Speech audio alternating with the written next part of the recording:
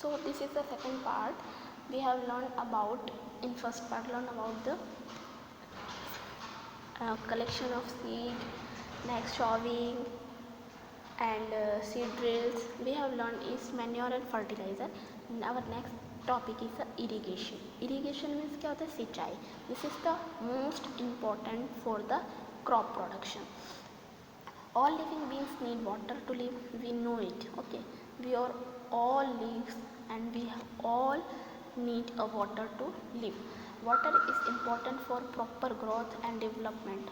Water is absorbed by the plant roots. Along with water, minerals and fertilizers are also absorbed. Plants contain nearly 90% water. Water is essential because germination of seeds does not take place under dry conditions. Means क्या है, seeds का जो germination है वो dry condition में नहीं होता, इसलिए उसमें वाटर की ज़रूरत होती है.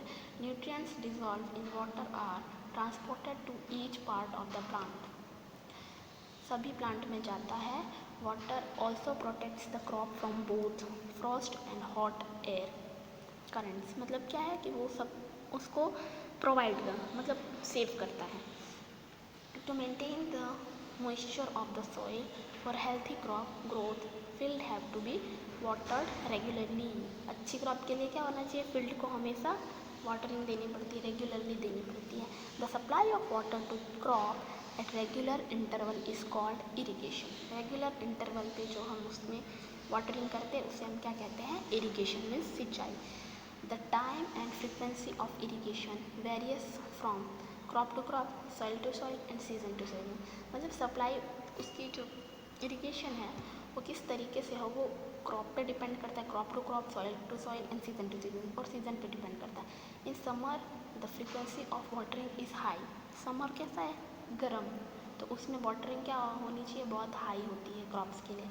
Y is it? तो could it be due to the increased rate of evaporation of water from the soil and the leaves. ये क्यों ज़रूरी है? बिकॉज जो इवोपरेशन यानी बाष्पीभवन जो होता है पानी का प्लांट्स में से, उसकी लीव्स में से और सॉइल में से, वो ज़्यादा होता है क्योंकि सूरज बहुत ज़्यादा गर्म होता है इस समय समर में. So it is very important for irrigation regularly in regular interval to the crop, and in summer it is very high. Source of irrigation. The source of water for irrigation are wells, tube wells, ponds, lakes, river, dams and canals. There is some examples in the picture given below. Traditional method of irrigation.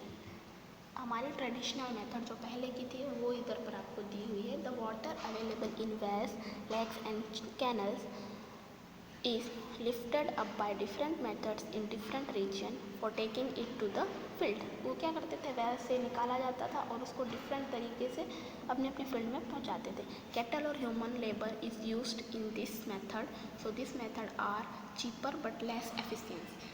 ये cheap है but less efficiency इसमें भी. The various traditional ways are, traditional ways क्या दिया है? Moat, pulley system, dhekli, chain pump and rahat. Pumps are commonly used for lifting water. Water को lift करने के लिए यूज़ होता था. उसमें क्या क्या यूज़ होता था? Diesel, biogas, electricity and solar energy is use to run the pump. Pump को रन कराने के लिए ये सारी चीज़ें यूज़ की जाती थी. There is a picture of मोट, पुली सिस्टम. पुली सिस्टम में कुएँ से पानी को खींचकर पुल करके निकालना और उससे फिर एक छोटा सा कैनल जैसा बनाकर उसे फील्ड तक पहुँचाना. Next is chain pump. With the chain pump, water is come in the pulling the chain. Water is come up. Dekli. This is the dekli. And next is by using a kettle, rahat, lever system. This is the all the given are traditional system of irrigation. ये हमारा जो पुराना तरीका था वो था, traditionally use होता है जो वो. अब next one is a modern method of irrigation. अब जो मेथड आई है वो कैसी है? मॉडर्न मेथड है. Modern method of irrigation help us to use water economically. ये क्या है, बहुत कम यूज़ होती है, इकोनॉमिकली वाटर यूज़ होता है, वाटर वेस्ट नहीं होता है इससे। The main method used are as follows, और जो मेथड्स हैं वो नीचे आपको दी हुई हैं। First one is the sprinkler system. Sprinkler system, this system is more useful on the uneven land. Uneven जो लैंड होते हैं, ऊपर नीचे आगे पीछे ऐसे होते हैं ना, अनइवन होते हैं, उनमें land where sufficient water is not available, the perpendicular pipe having rotating nozzle on top are joint to the main pipeline at regular interval. उसमें क्या होती है, एक पाइप होती है, मेन पाइपलाइन जो होती है, water is not available, the pipe perpendicular pipe एक होती है जिस पे एक नोजल लगा होता है बंद करने का, on top are joint to the main pipeline. वो नोजल जो है वो अलग अलग वो मेन पाइपलाइन से जुड़ी हुई होती हैं at a regular interval. When water is allowed to flow through the main pipe under pressure, this the help of a pump.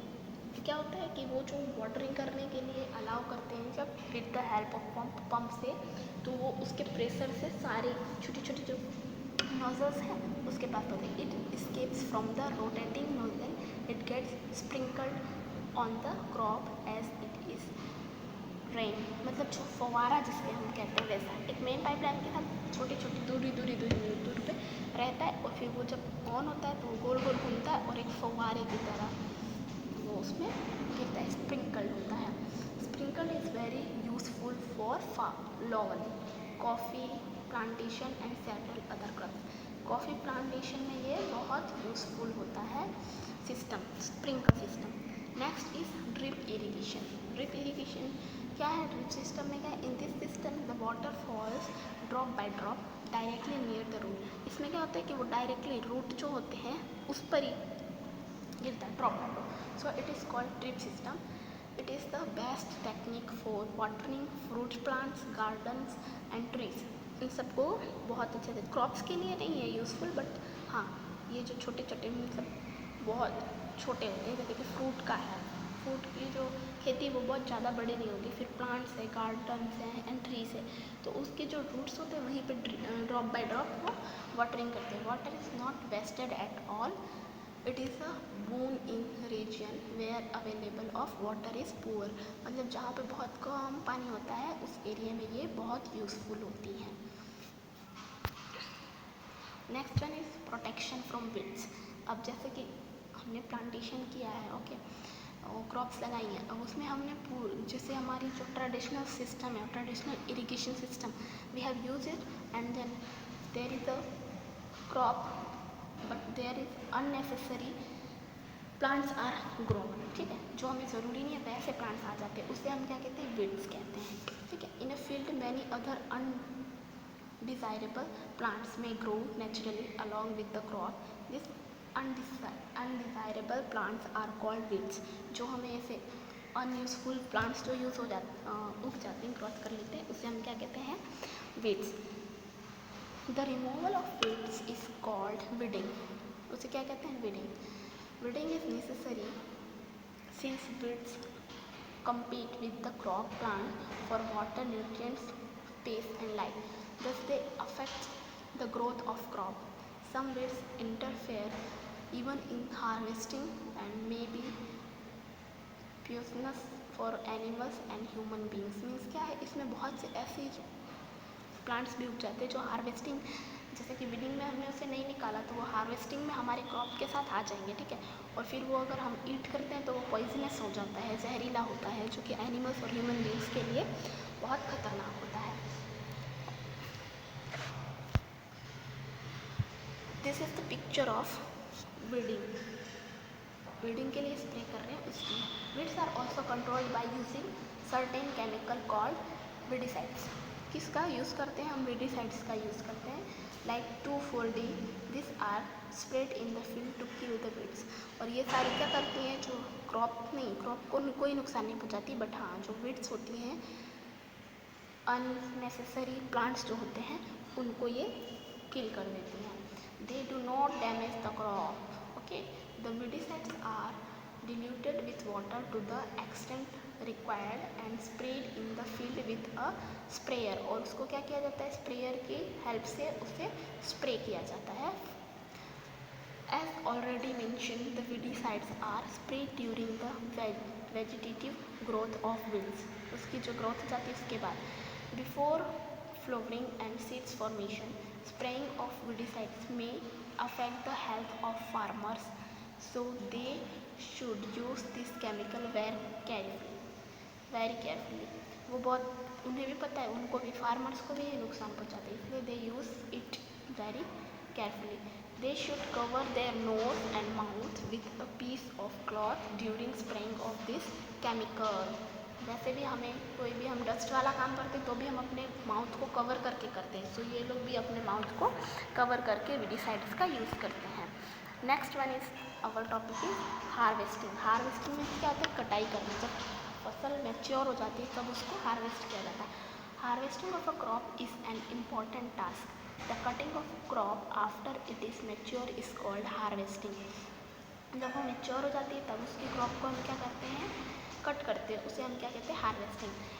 In harvesting crop are pulled out और cut close to the ground. और उसमें क्या करते हैं, हम ground के close से उसे कट करते हैं. It usually take 3 to 4 months for serious crop to mature. 3 से 4 महीने लगते हैं हमारे जो ग्रेन्स हैं उन सब की क्रॉप को मैच्योर होने में. Harvesting in our country is either done manually by sickle or by machine called harvester.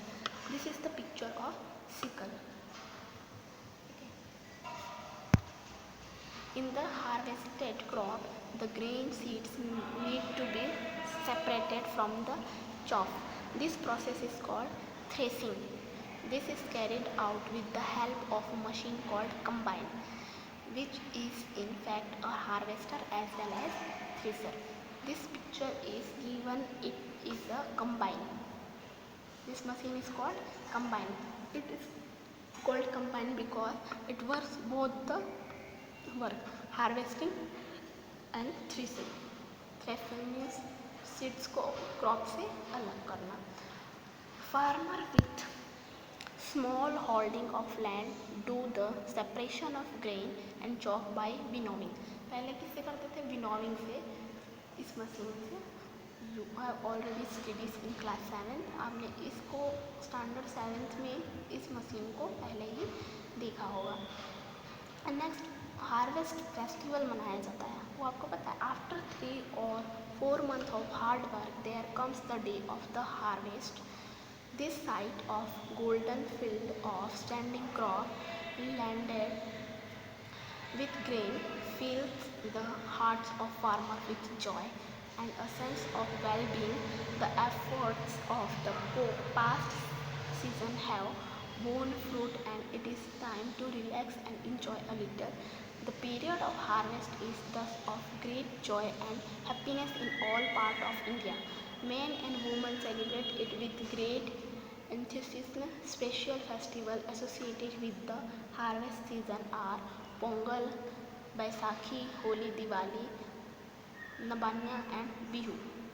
ये सारे किस पे हैं, हमारी क्रॉप पे डिपेंडेंट फेस्टिवल्स हैं जिसे हम अलग ही वे में मनाते हैं. Next one is the storage.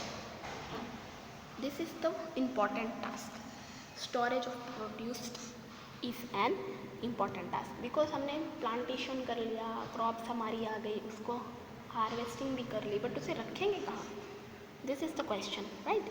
If the harvested grains are to be kept for the longer time, they should be safe from moisture, insect, rat and micro organisms. Harvested grains have a more moisture. At freshly harvested grain are stored without drying, they may get spoiled or attacked by organisms, making them unfit for use or for germination. Means seeds जो है उसे हम कैसे fungi, bacteria, patch, insect, इन सब से क्या करना पड़ता है, बचाना पड़ता है. इसलिए उसे स्टोर करना बहुत इम्पॉर्टेंट होता है. So there is a picture of silos for storage of granaries. Silos दिया हुआ है, इसमें ग्रेनरीज को स्टोर करने के लिए हम यूज़ करते हैं. Next one is the Giani bags in granaries. ये जूट के जो बैग्स होते हैं इसमें भी हम क्या करते हैं, उससे संभाल कर। Farmers store grains in jute bags और metallic bins. However, large scale storage of grain is done in silos and granaries to protect them from pests like rats and insects. इन सबसे बचाने के लिए यूज़ होता है. Dried neem leaves are used for storing food grains at home. आपने देखा होगा आपके घर पे जब भी वीट आता है या फिर राइस आती है तो आपकी मदर क्या करती होंगी कि नीम जो होता है, नीम की लीव्स को उसमें स्टोर करती हैं रखने के लिए.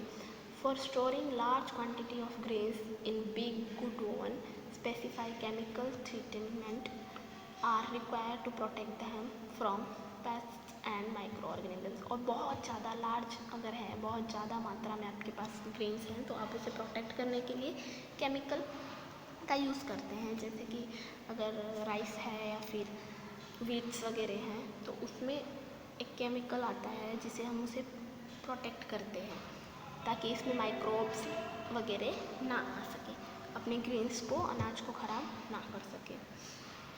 घर में मैंने देखा है जहाँ तक वो बोरिक एसिड आता है जिससे हम उसमें यूज़ करते हैं. Next one is food from animals. After completing, must have seen that like plants and animals also provide us with different kind of food.